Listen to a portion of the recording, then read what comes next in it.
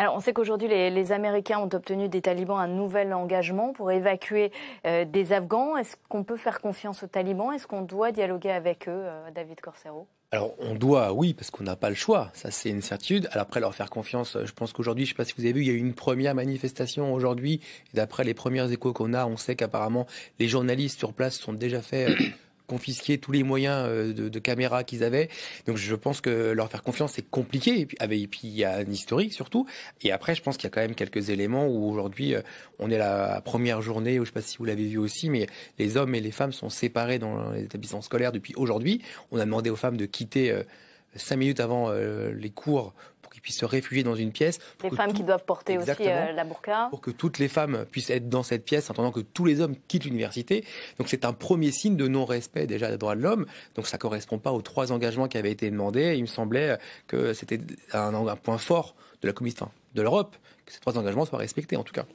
Mais malheureusement, comme mon collègue vient de le rappeler, les premières mesures prises restent très très inquiétantes. Donc je ne pense pas qu'il y ait finalement une grande évolution dans la logique gouvernementale ou dans la logique de gestion du pays, de liberté par rapport à ce qui se passait il y a une vraie différence, c'est sur la population qui est à Kaboul, qui est totalement différente d'il y a 20 ans. C'est une population qui a connu la liberté, l'émancipation, l'éducation, et c'est là effectivement où il y a une vraie différence. C'est que on n'aurait jamais vu la manifestation d'aujourd'hui il y a 20 ans.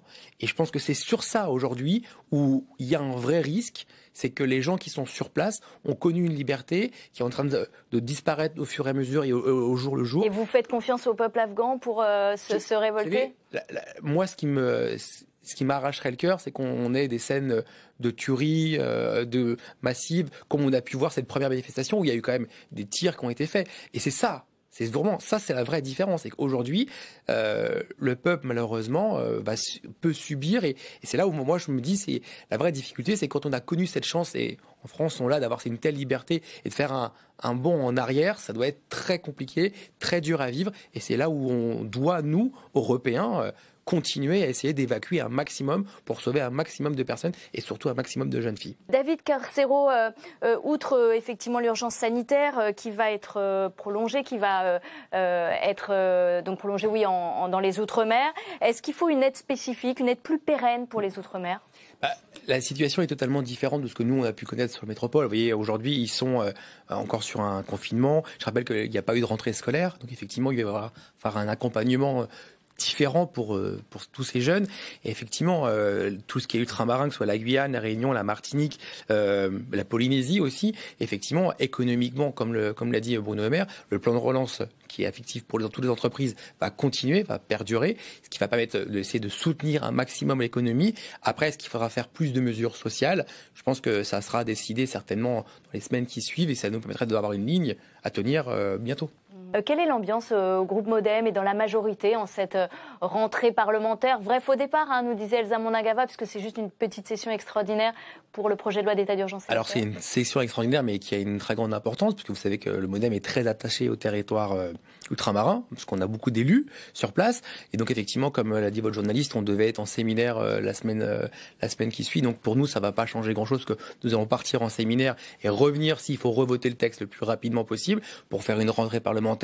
On s'est décalé de quelques jours, c'est pas très grave, mais l'urgence de la situation, il fallait qu'on soit là. Donc c'est ce que notre rôle de parlementaire, c'est aussi ça, c'est prendre la mesure de l'urgence et être là quand il faut venir voter un texte. Parce qu'effectivement, vous aurez vous aussi vos journées parlementaires, exactement, mercredi, jeudi, vendredi, en présence de Jean Castex, le Premier ministre a prévu de venir vous voir. Oui, il y a Jean Castex, le Premier ministre sera avec nous. Après, je ne connais pas l'ordre du planning, parce qu'on découvre souvent le planning quelques heures avant. Mais qu'est-ce que vous attendez finalement du Premier ministre en cette rentrée? Une cohésion peut-être dans la majorité? Alors, déjà d'une, ce qui est intéressant, c'est d'avoir l'axe, ce qui est attendu, puisqu'on parle de réformes qui arrivent, et savoir quelles sont la teneur des réformes, quels sont les calendriers parlementaires qui vont suivre. On parle aussi du budget de la France, et puis on a différentes interventions sur tout ce qui peut se passer, sur ce qui s'est passé, sur la maison commune, sur comment on continue à construire ce bloc solide. Et vous appelez-vous de vos voeux un grand parti démocrate, dont parle François Bayrou notamment, mais aussi Stéphane Séjourné, proche du président de la République?